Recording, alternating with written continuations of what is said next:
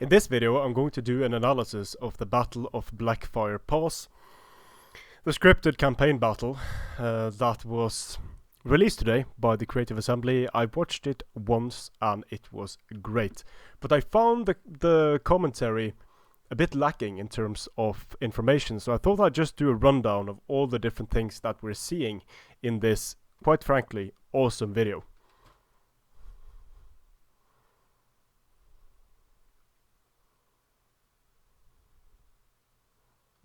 Sega.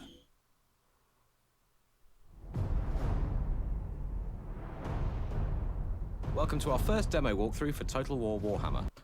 So just to begin, the Battle of Blackfire Pass. The Blackfire Pass is one of the main gates that orcs and goblins have to pass through when they pass into the Empire, and there are several big battles going on here. What you're about to see is a scripted version of the Battle for Blackfire Pass, a set-piece quest battle between the Empire and the Greenskins. The game is very much a work in progress at this stage, but we hope you'll enjoy having a look at how it's all coming together. Okay, so the units that we're seeing here, we're seeing the steam tank, obviously. In the background there, we have the Luminarch of Hysh. We have some Empire handgunners. We also see some great swords. And to the front there, we have Empire swordsmen at the very front. Here we have the Empire halberdiers. Now is the time, men of the Empire. Here we have Karl Franz on his Griffin Deathclaw, giving a rousing speech to his men. So general speeches seems to be a thing. To unite, for the orcs gather. Beyond the pass, a war boss draws to him all that is foul.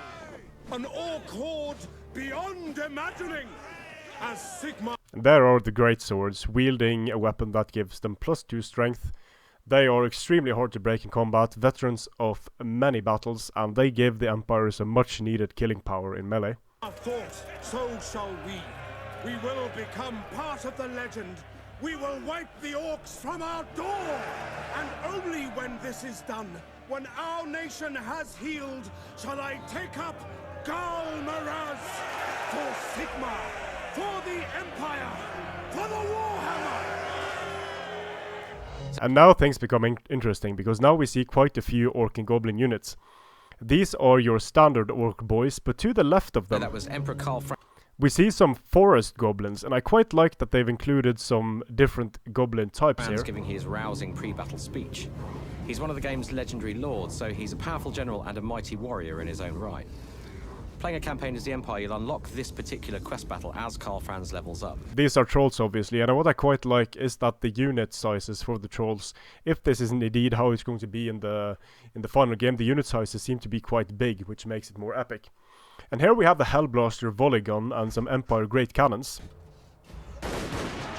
firing off several dangerous volleys. And in the background there, we have some Hellstorm rocket batteries that are being defended by some swordsmen. Building a lot of artillery in this battle, but it's worth noting that you won't just be able to recruit all of this stuff right from the start of the game. There are quite a few late game units on show here today, and the same goes for spells as well. You'll see a lot of kind of late game, high level stuff. And here we see some quite a mass of interesting orc units. We have the Goblin Arachnarok, which is a huge spider with mounted by forest goblins on a howdah.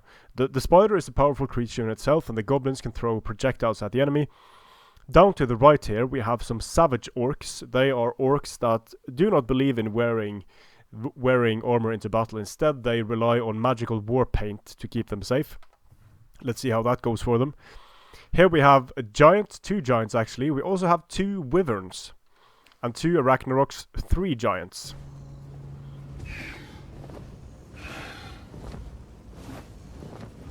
And I must say the animations look very cool. These particular savage orcs are savage orc arrow boys, so savage orc archers. It's the Greenskin line. You can see just how different these two races are.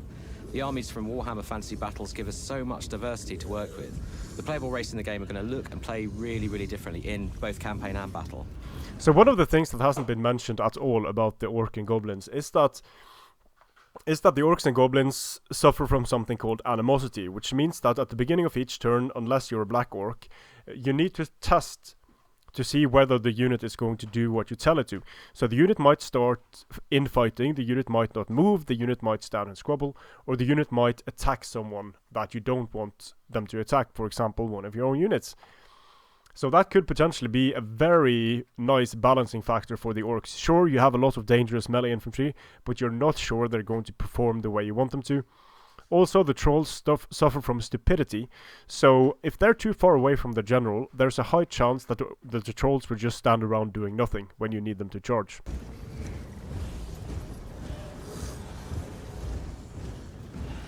More goblin spears.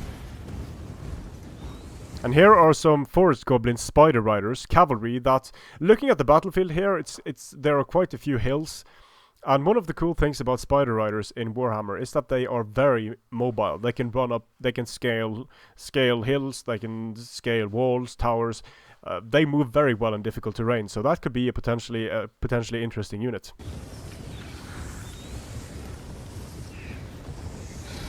The massive Arachnarok lumbering along.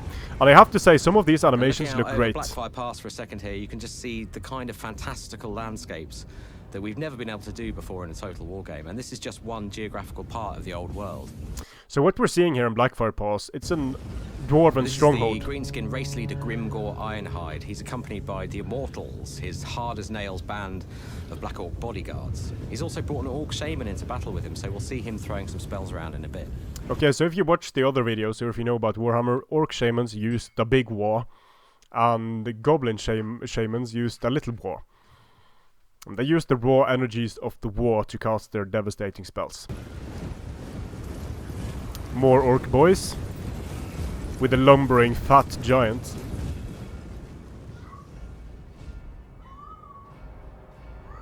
And of course the Goblin Doomdivers, and this is awesome.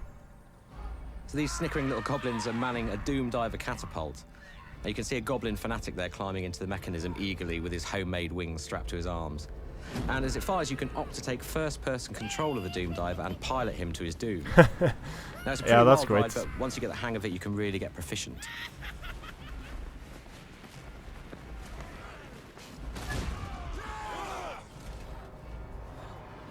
Straight into some Empire swordsmen.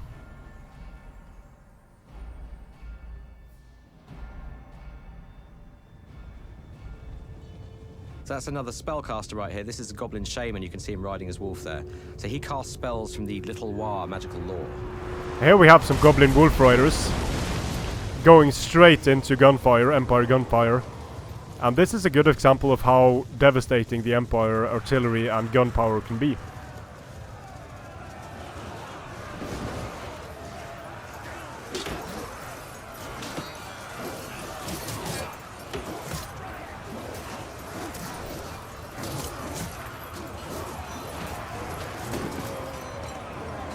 And here come the savage orc boar boys, riding furious boars. So there's a bit of a flanking counterattack lining up here from the Empire. We've got some ranged cavalry up front there. This is very, very interesting. These units, these outriders, are not using your standard one-shot gunpowder weapon. They're using a multiple shot weapon, and that these guys are in model in the game, good game, because these guys, if they perform anything like they do in Warhammer, they're going to be able to lay down a withering hail of fire into the enemy and destroy heavily armored targets with ease. The shape of outriders and pistoliers. Coming up behind them we have the noble Imperial Knights of the Reichsguard and a unit of Demigryph Knights. So worth noting about the Reichsguard Knights and the Demigryph Knights, they have a 1+ armor save, which means that they have a massive chance to shrug off any damage. And I'll talk more in another video about how all of these different stats interact in the game of Warhammer. The Demigryph Knights being special in that the Demigryphs are more dangerous than the knights on top of them, with a lot of attacks and high strength. So I quite wonder how that's going to be modeled in the game through high impact damage, or if the mounts themselves are going to have attacks, because that would be awesome. These are super heavy shock cavalry on vicious monstrous mounts. They can withstand a real pounding, so they're really useful in longer melee engagements. The thing with Warhammer is that you have units that are both devastating on the charge, but then they have some decent follow-up abilities. And Demigryph Knights would be one such. They have a devastating charge with their lances and their high amount of attacks, potentially also impact damage, but they can hang in extended melee with their great armor and multiple attacks. So not pure shock cavalry, more hybrid. Here the Pistoliers and Outriders are firing. These are Outriders, and you can see they have a very high rate of fire here. But here comes the Goblin. Just casts a spell called the Curse of the Bad Moon. Now it's a pretty powerful, impressive looking high-end spell, but it's worth noting that we don't want magic to be too OP. You'll have a limited pool of magic to use in every battle that recharges over time according to various factors. But basically you're going to have to pick and choose just when to cast high-level spells like this. So in Warhammer, there's a thing called dispelling spells. So an enemy chooses to cast a spell, he's going to select the amount of dice he needs to cast that spell. Then you have a chance to dispel that spell using a scroll or by rolling with your own dispel dice. And that is something that balances magic in Warhammer. So just having regeneration of spells, I'm a bit worried that exactly that makes magic a bit overpowered. You can hang back, allow the spells to recharge, and then you can go very magic heavy and destroy a lot of units like what we saw here. Now, of course, these Outriders and Pistoliers would probably be able to shoot the crap out of that lone Goblin, but some sort of dispel system or some sort of penalty on mana regeneration could be very useful. We don't want magic to totally dominate the game, it's more of a kind of useful supporting tool. So the demis are going in now, and you can see just the beautiful handcrafted animations at work here. I mean, you can see that throughout the battle. One thing that we're still working on is cavalry versus cavalry impacts, and in fact impacts across the board. So what we're aiming for is scenes like this to be much more punchy with more physical hit reactions from the cavalry that struck. In short, we want to make a real kind of spectacle of these Those boar boys are dead.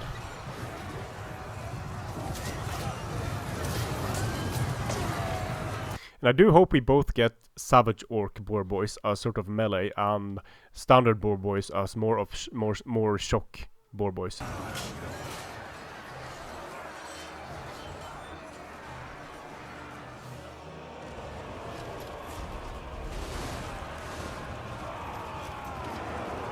Whoa! So panning down the line here, you can see just how dynamic our infantry charges have become. You've got units leaping into the fray, defenders physically bracing for impact. You've got AoE attacks going off from large characters. That's Grimgor Ironhide there, getting stuck in with his big magical axe.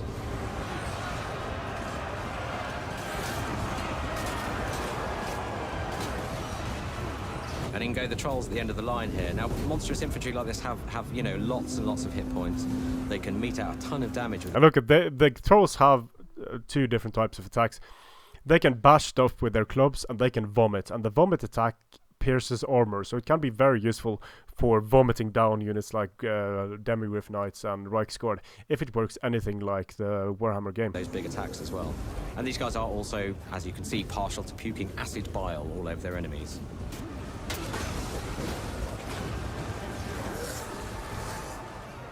But did you see how quickly those trolls died to gunfire, though? I wonder if regeneration is going to be a thing for them.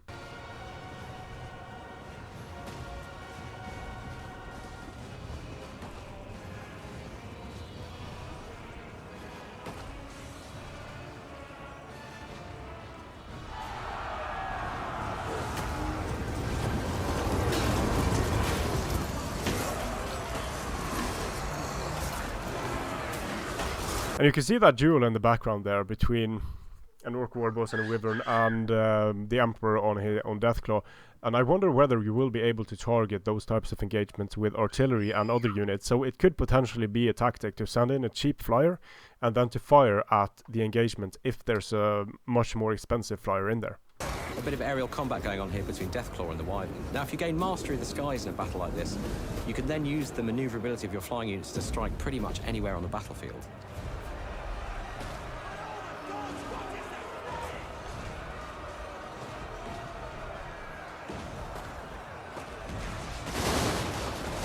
Here the Wyvern is getting hammered. As the Wyvern comes down here to attack these state troopers, you can see how each of these big monsters has some really spectacular combat animations. It really brings them to life and gives them tons of character.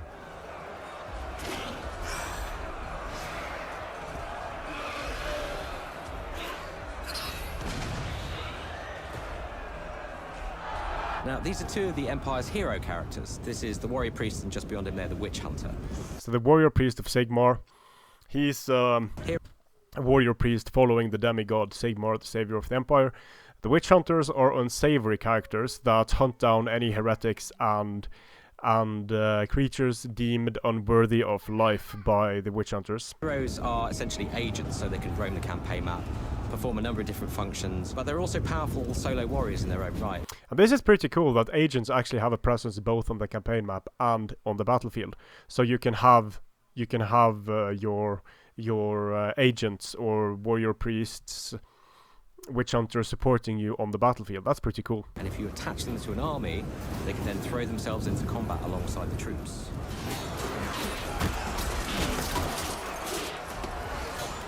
Great swords fighting.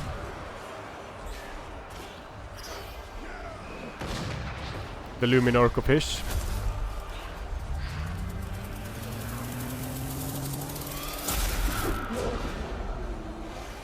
Now this is quite interesting that the Luminarch of Hish sniped a giant and took it out in a single shot, because that giant would have had to take a significant amount of damage beforehand, and it could have done that. It could have taken artillery fire, it could have taken gunfire, but the Celestial Hurricanum does a maximum of 3 wounds, or the Luminarch of Hish does a maximum of 3 wounds. 1 to 3, an average of 2. So bringing down a giant in one shot, if it's able to do that, that's pretty insane, and it's a bit away from what it would be able to do in Warhammer. Steam Tank. So this is the Orc Shaman casting one of the spells from the Big War magical lore. So he's casting the Foot of... This is one of my favorite spells, and holy shit, look at that. Gork is coming down on the battlefield to stomp some humies. Gork here, which is he's literally summoning the Orc god Gork to stamp his enemies into the dust, which is, as you can see, bad news for the Luminarch. Oh, and the Luminarch and the Steam Tank got smashed. So, in Warhammer, the Foot of Gork can either or Mork, I forget, Gork or Mork. The Foot of Gork is able to stomp down, but then something can happen where it can stomp multiple units and can stomp where you don't want it to stomp, and your enemy can choose where it gets to stomp. So that random factor would be pretty cool for such a powerful spell. And the Steam Tank nearby. Here comes the Arachnarok. Another great looking unit.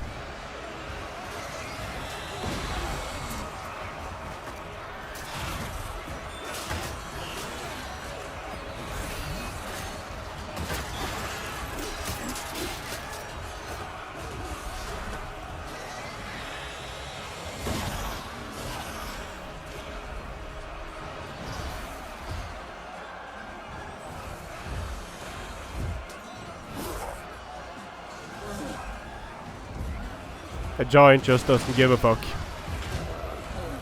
Getting a snack.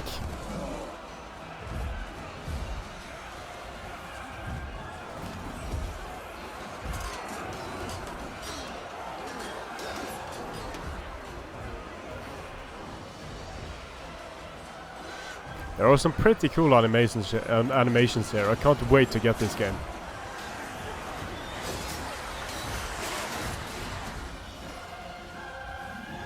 And Empire finally, Mage. the Empire's Celestial Wizard is summoning down the Comet of Cassandora.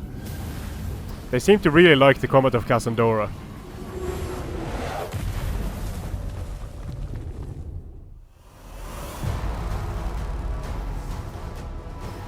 So that's it. Hopefully you found that useful. I'm after watching that video.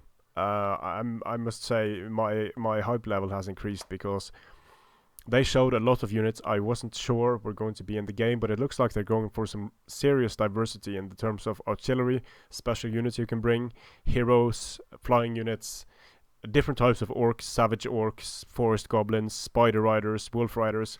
So even though there are only 4 playable races in the beginning, if they flesh out those races in a major way, that's going to be awesome.